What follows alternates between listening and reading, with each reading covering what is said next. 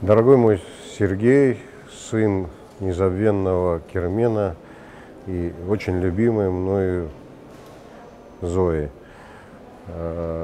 Каждый когда-то дожидается своего юбилея, но ты относишься к категории тех людей, которые его по-настоящему заслужил. В метрических свидетельствах пишут обязательно, где, когда родился человек. Но нет никакого отображения того, для чего он появился на этой земле. И поэтому за это, казалось бы, целый полувековой отрезок ты доказал, что твоя миссия на этой земле — быть очень полезным и очень добрым и важным для многих людей человеком. Все, что ты не делаешь, к чему не прикасаешься, с неизменной и оптимистической улыбкой на твоем лице, ты делаешь это искренне. И в этом, наверное, самая высокая проба отношений с тобой. Я совершенно точно и доподлинно знаю, что жизнь, единожды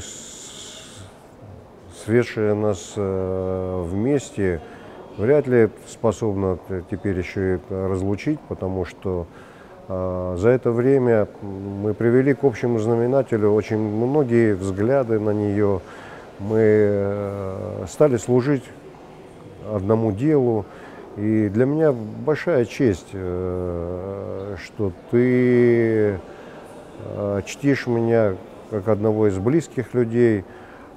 И также большая радость, что я сам себя причисляю к людям, которые высоко ценят твои отношения. Я хотел бы закончить тем, с чего начал. Закончить тем, что ты не постыдил и не осрамил памяти твоего отца и делаешь все для того, чтобы лучилась радостью твоя замечательная мама.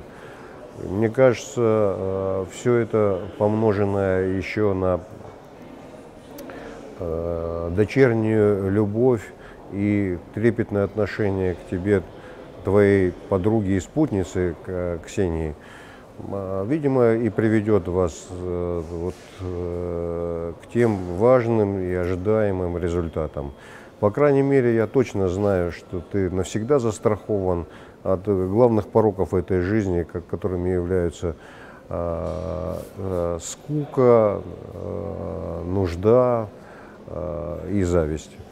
Я всегда рядом и дальше, как можно дольше, хочу лицезреть твои удачи, твою уверенную поступь и все то, что делает и тебя тоже такого неутомимого и целеустремленного счастливым.